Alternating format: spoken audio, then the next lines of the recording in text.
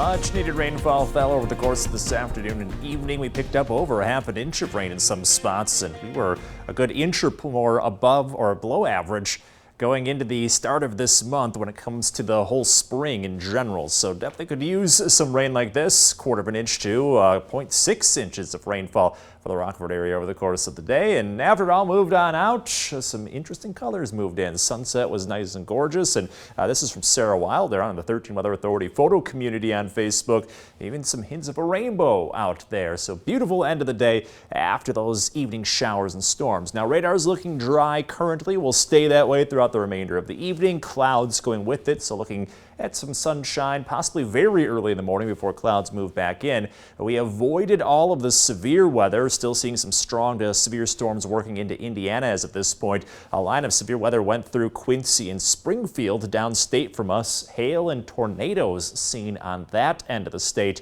We managed to just get some heavy rainfall and some strong winds at times, and that was about it. Now the storms came in ahead of a push of colder air, so you know what that means. We're dropping down temperature-wise tonight as well as over the next couple days. In fact, those 80s that we saw over the weekend, long gone as of this point. May not see them for a while thanks to a colder weather pattern setting up for at least the next 10 days or so. So for tonight, down to 50, so we get rid of the warm and somewhat muggy conditions we've had the past couple nights. We continue to clear out briefly as the weather dries out, and I'm looking mainly cloudy at times tomorrow, so that'll definitely hold temperatures back. You can see we're hovering right around 50 early in the day and barely into the mid-50s heading into the noon hour.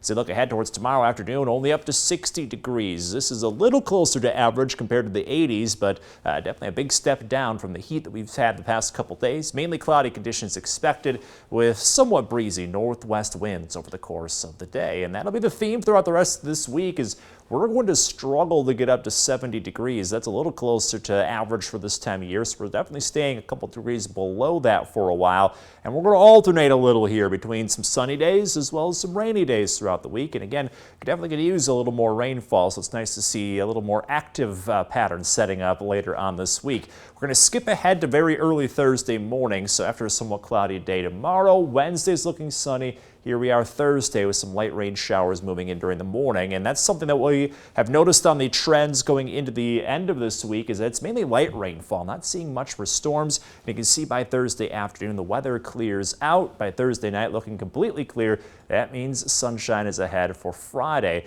Now we're going to stay cool for possibly a while. You can see on the 14-day outlook from the Climate Prediction Center, we're sandwiched right underneath a cooler weather pattern. So possibly through May 17th, we are looking at below average temperatures. You look at the 7-day forecast and we're seeing a lot of 60s during the day, 40s at night, even a couple nights like tomorrow night, dipping down into the 30s, getting into some frosty territory. This weekend could provide a chance for some scattered showers, and then we're back to dry conditions early next week.